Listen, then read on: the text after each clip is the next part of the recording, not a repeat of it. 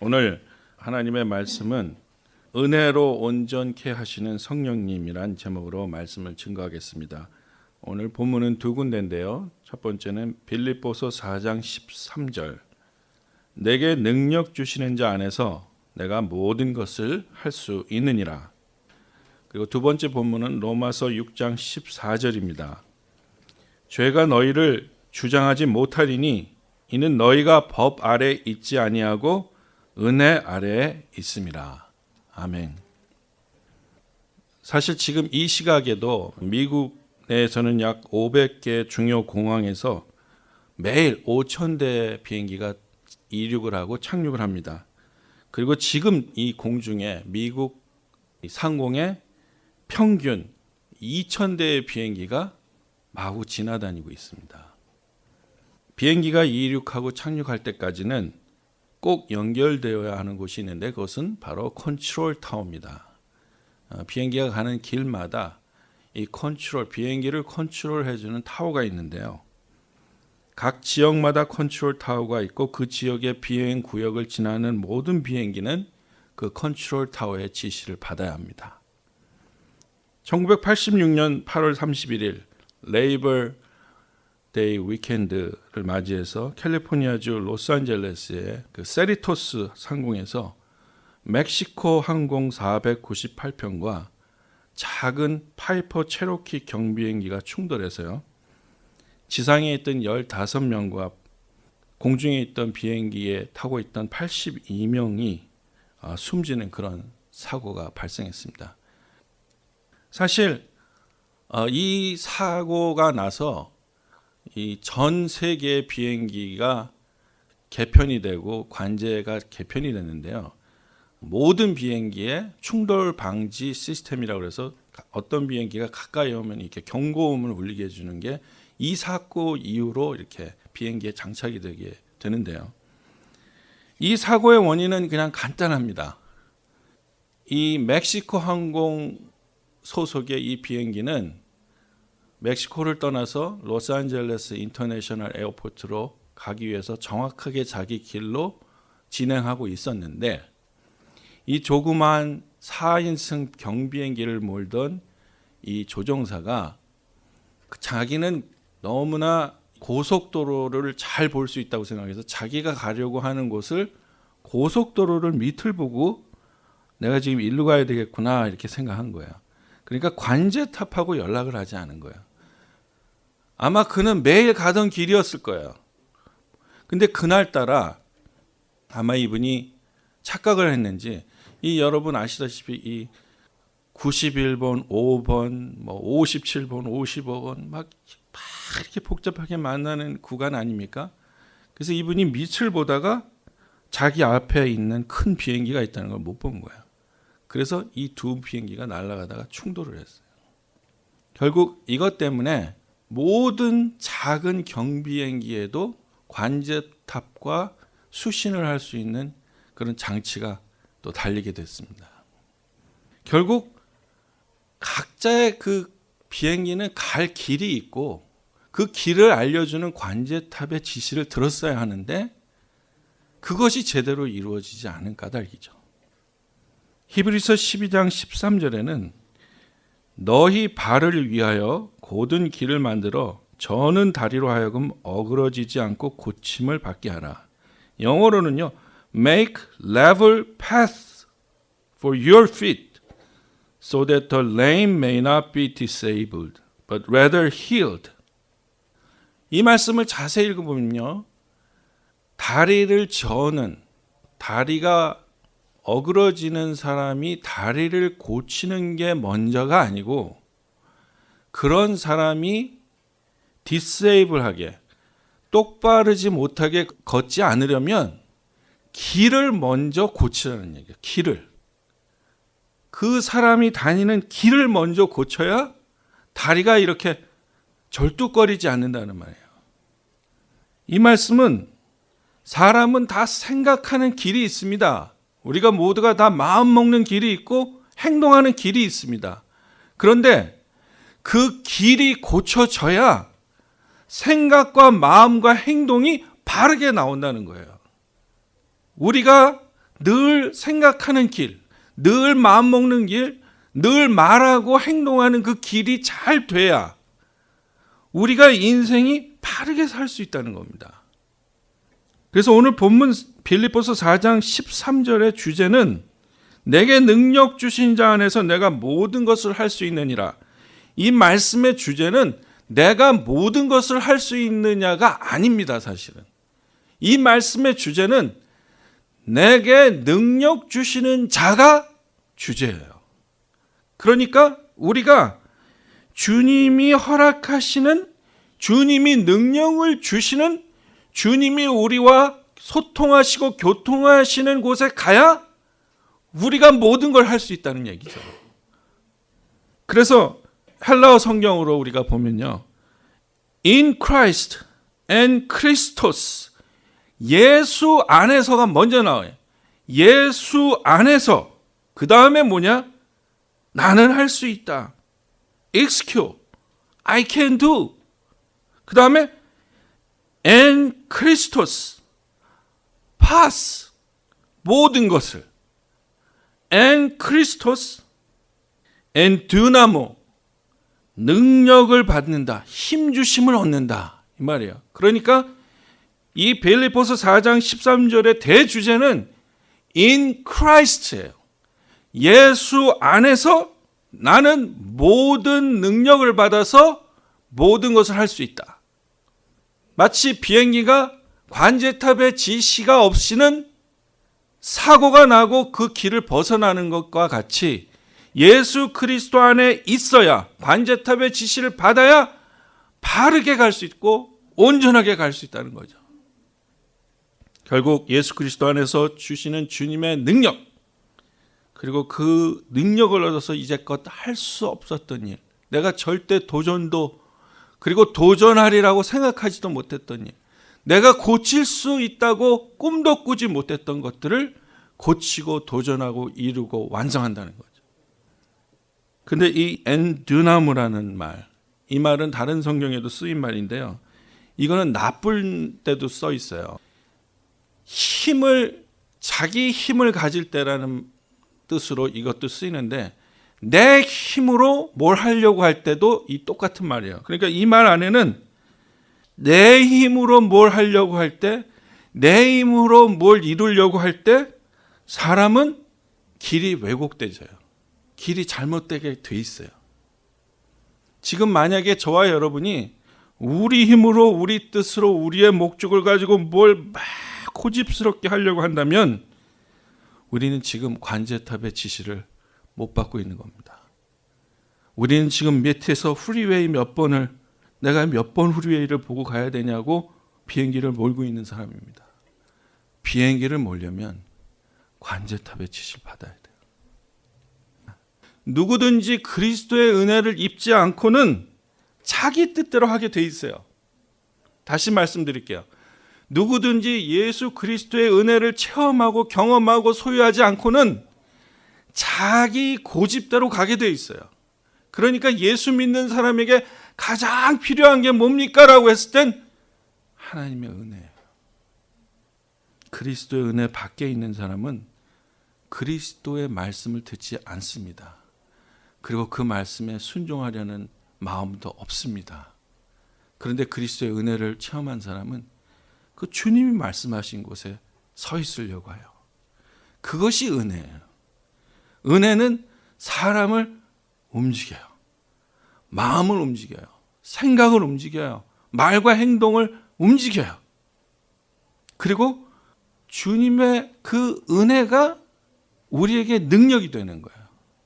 여러분, 어떻게 비행기 조종사가 그 큰 비행기를 그렇게 먼 곳에서 와서 몇천 킬로를 날아와서 그렇게 안전하게 공항에 착륙시킵니까? 그것은 지시 받은 대로 하기 때문이에요. 관제탑이 말하는 것에 그대로 움직이기 때문이에요. 그래서 안전하게 컨트롤 타워가 비행기를 몰듯이 주님의 은혜가 우리를 이끌고 가시는 것이 주님의 뜻인데, 우리는 자꾸만 문제를 법으로 해결하려고 하고 고집으로 해결하려고 하고 상식으로 해결하려고 하고 논리로 해결하려고 해요. 여러분 오해하지 마십시오. 상식과 논리와 법은 굉장히 중요합니다.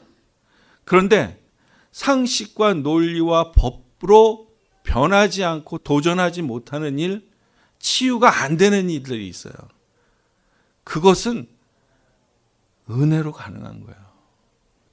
율법은 사람들을 형을 선고함으로써 끝을 보게 만들지만 은혜는 우리를 하나님의 영원한 나라로 이끌고 가시는 것으로 그 역할을 완수합니다. 그러니까 하나님의 은혜가 우리의 인생을 결정하는 거예요. 그러니까 만약에 예수 믿는 사람이 자기에게 한 가지 질문을 해야 한다면 이겁니다. 내가 예수 그리스도의 은혜 아래에 있는가? 예수 믿는 사람이 정말로 미워하는 누군가를 용서하고 서로 화해했다면 그것은 법원의 명령 때문이 아닙니다. 그것은 하나님의 은혜 때문입니다. 법원의 명령은요, 항상 헤어지거나 갈라지거나 쪼개거나 금을 긋거나 제한적이에요. 그런데 하나님의 은혜는 항상 하나로 만드시고 같이 만드시고 우리가 다 같이 하나님의 백성이 되는 것으로 그렇게 이해하세요. 그렇게 원하세요. 결국 은혜가 우리를 온전케 하고 은혜가 우리를 성숙시키시고 그리고 주님의 은혜가 우리를 이끄시는 거죠. 하나님의 말씀과 하나님의 은혜가 우리를 불가능한 것을 가능할 수 있도록 도전하게 만들고 능력을 주십니다. 디모데후서 4장 1절로 5절. 하나님 앞과 살아있는 자와 죽은 자를 심판하실 그리스도 예수 앞에서 그가 나타나실 것과 그의 나라를 두고 엄히 명하노니 너는 말씀을 전파하라. 때를 얻든지 못 얻든지 항상 힘쓰라. 범사에 오래 참음과 가르침으로 경책하며 경계하며 권하라. 때가 이르니 사람이 바른 교훈을 받지 아니하며 귀가 가려워서 자기의 사욕을 따를 스승을 많이 두고 또 그 귀를 진리에서 돌이켜 허탄한 이야기를 따르리라. 그러나 너는 모든 일에 신중하여 고난을 받으며 전도자의 일을 하며 내 직무를 다하라. 디모데후서 2장 말씀은 마지막 시대가 가까운 제자들에게 주시는 그 당부의 말씀입니다. 하나님의 말씀에는 마지막 시대에 인생의 난기류를 만난다고, 터뷸런스를 만난다고 경고하고 있습니다. 어떤 난기류가 우리 인생에 찾아오는 것인가? 어떤 난기류가 우리 그리스도인의 제자의 삶 속에 찾아올 것인가를 말씀하고 있습니다. 마지막 시대에 우리 사명을 완수할 데 있는 그 터뷸런스는 이런 겁니다. 첫 번째, 때가 이르르니 사람이 바른 교훈을 받지 아니하며 카이로스의 타임이 온다는 얘기죠. 이 때라는 말은 여기서 헬라어로 카이로스인데요. 이 카이로스라는 때가 올 때 사람이 하나님의 바른 말씀을 받지 않는다는 거예요. 근데 이 카이로스라는 때를 뭐라고 표현했냐면 a fixed and defined time. The time when things are brought to crisis. 정말 위기나 문제가 딱 닥쳐서 중요한 결정과 중요한 것을 생각할 때 그때 하나님의 말씀을 따라야 될 그때 바른 교훈을 따르지 않는다는 거예요. 두 번째, opportune or seasonable time. 이 기회가 the right time, 기회나 민감한 이 중요한 때, 이 right time에 하나님의 말씀을 들어야 되는데, 그 따라야 되는데 하나님의 교훈을 그때 듣지 않는다는 거예요. 그리고 a limited period of time. 이 짧은 제한된 시간이 있어서 급하게 뭘 결정하고 중요하게 해야 되는데 요 limited time에 요것이 지나면 다시 들리지 않는 요 중요한 이 시기에 하나님의 바른 교훈을 듣지 않는다는 거예요. 그리고 마지막에 to what time brings the state of the times, the things and events of time. 어떤 일을 막 이루려고 하고 이 중요한 주 목적이 이루어지는 이때 정말 평상시에 잘 듣다가 꼭 이런 중요한 카이로스의 타임에 하나님의 말씀과 반대로 가는 거예요. 그런 때가 온다는 거예요. 그리고 그게 이 마지막 시대라는 거예요. 인생의 중요한 때, 다시 못 올 중요하고 제한적인 때, 사람이 바른 교훈을 견디지 못하고 받아들이지 못한다는 겁니다. 두 번째는 귀가 가려워서 자기의 사욕을 따를 스승을 많이 두고, 크네소라는 말인데요. 이것은 자기 귀에 아주 듣기 좋은 얘기만 해주는 사람과 그 사람을 따른다는 거예요. 자기 귀에 듣기 좋은 말 하는 사람, 자기가 받아들일 수 있는 논리로만 이야기해 주는 사람, 자신이 이해가 가는 말만 해주는 사람, 그런 사람만 옆에 두고서는 우리는 변화하지 않을 겁니다. 그것은 마치 아첨하는 신하를 옆에 둔 왕이 바른 정치를 할 수 없는 것과 똑같습니다. 하나님의 가르치심은 때로는 준엄합니다. 어떤 때는 가슴을 찢고 골수를 쪼갭니다. 그리고 어느 때는 하나님의 말씀 때문에 환경이 뒤바뀌고 그 기준이 뒤바뀔 때가 있습니다.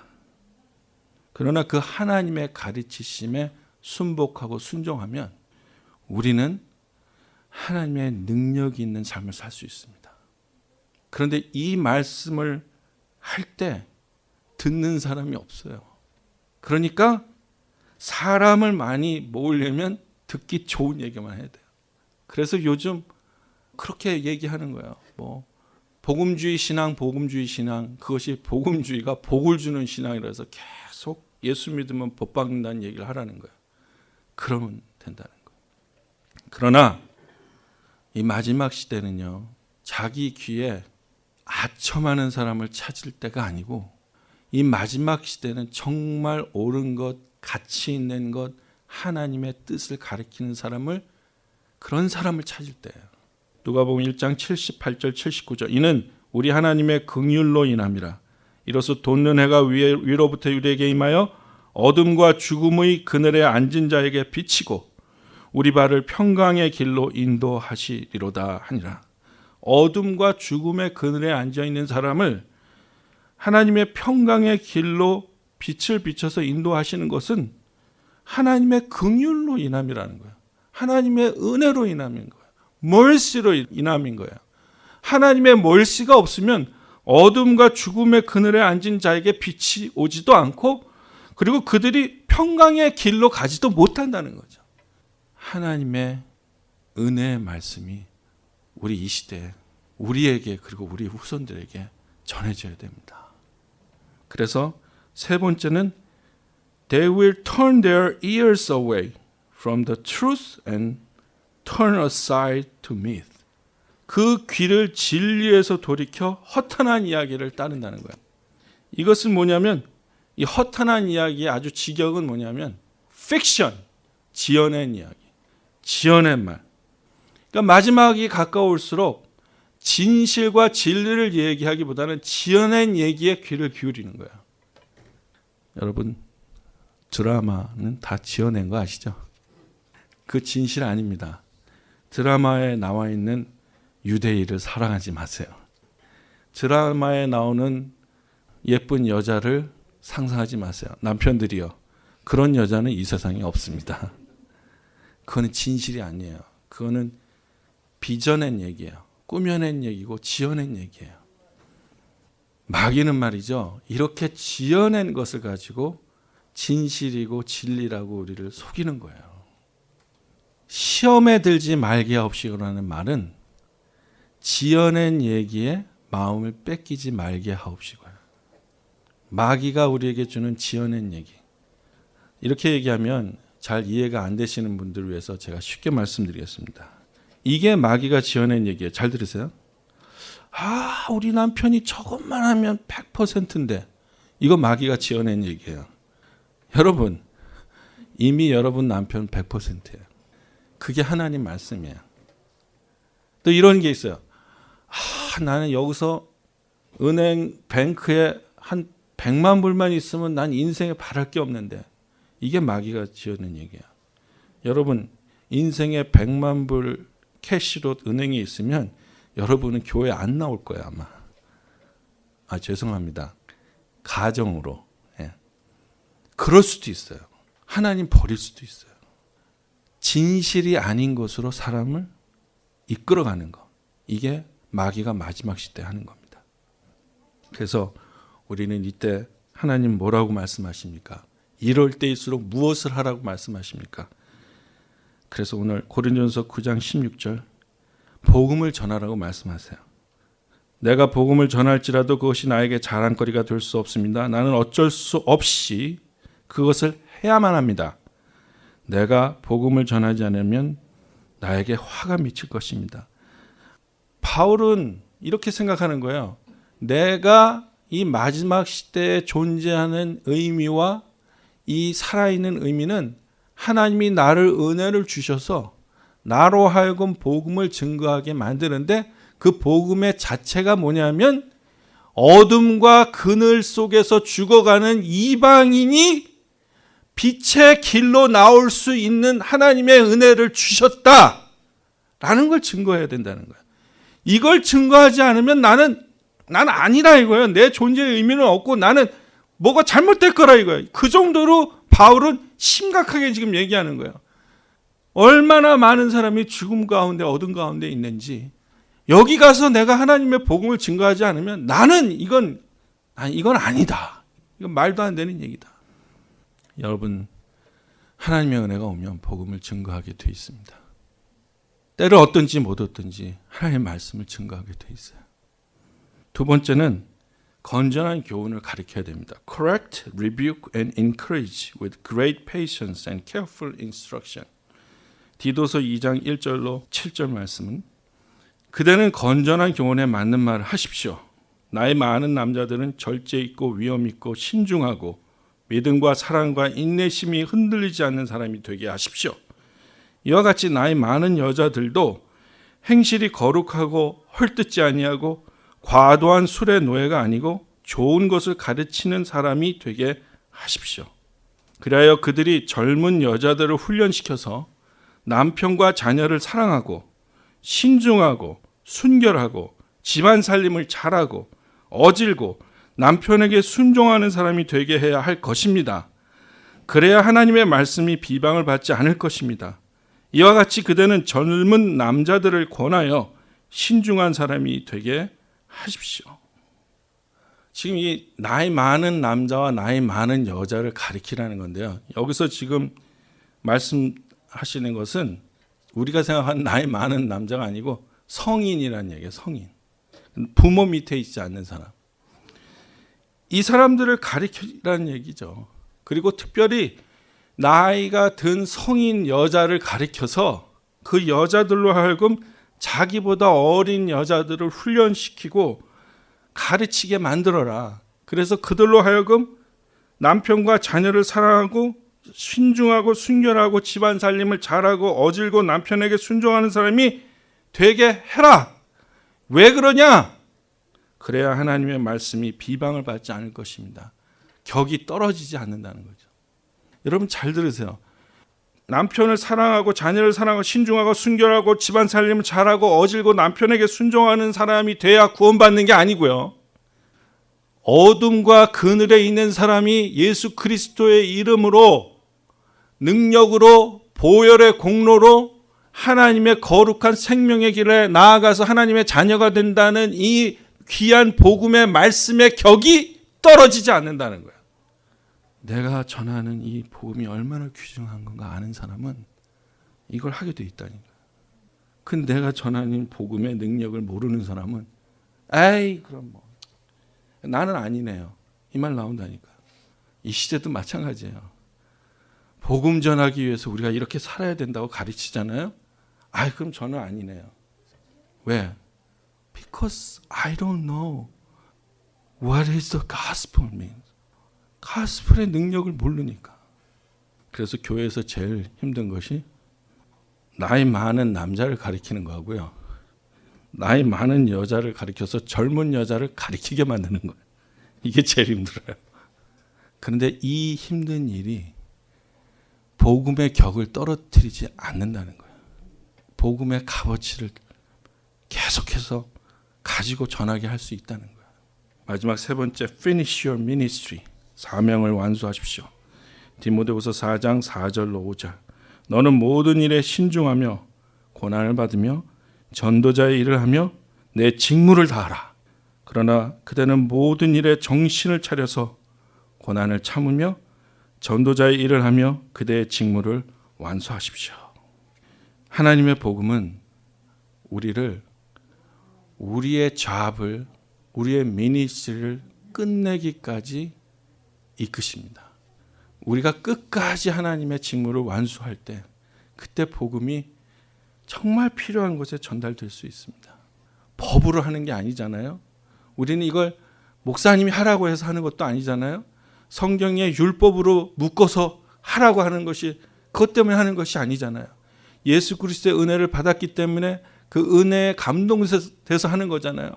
여러분, 아주 쉽게 얘기하면 이거예요. 너무 사랑하는 여인을 위해서 그 여인이 지내고 있는 창가의 밑에서 하룻밤 지새는 남자, 그거 누가 하라 그래서 못합니다. 사랑하는 아내를 위해서 어느 날 설거지가 이만큼 쌓여 있어. 근데 아내가 아파. 아휴, 저거 내가 좀 해줘야지. 이건 누가 하라 그래서 못해요. 아무리 목사가 설교로 남편들이여 설거지 해주십시오, 안 돼요. 부인을 볼 때 하나님의 은혜의 마음이 들어와야 돼요. 그러면 하지 말라 그래도 하게 돼 있어요. 복음 전하는 것과 복음을 전하는 것을 마치는 일도 마찬가지예요. 어쩌면 저 사람은 저렇게 오랫동안 저 사람 하나를 예수 믿게 하려고 저렇게 애를 쓰는가?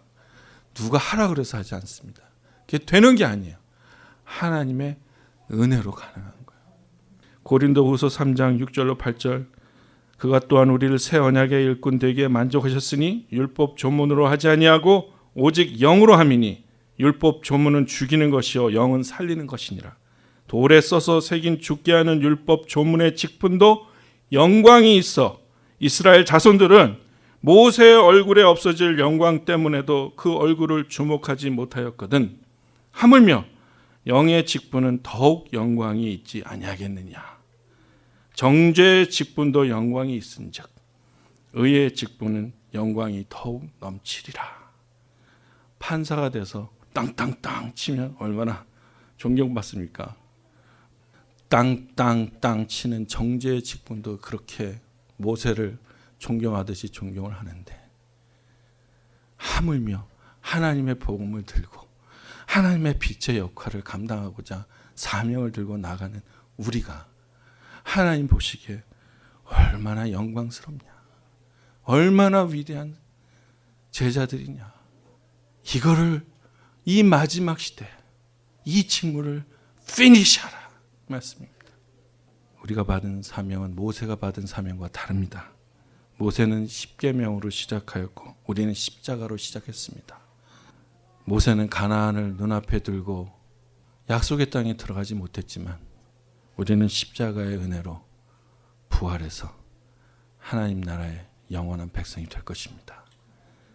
이 귀한 복음의 능력, 사람을 온전케 하고 살리고 어둠과 그늘에서 탈출시키고 어그러진 길을 바로 가게 하고 온전한 사명으로 끝까지 주님의 영광을 위해서 애쓰게 하는 이 온전한 그 모든 능력은 하나님의 은혜 아래 있습니다. 기도합시다.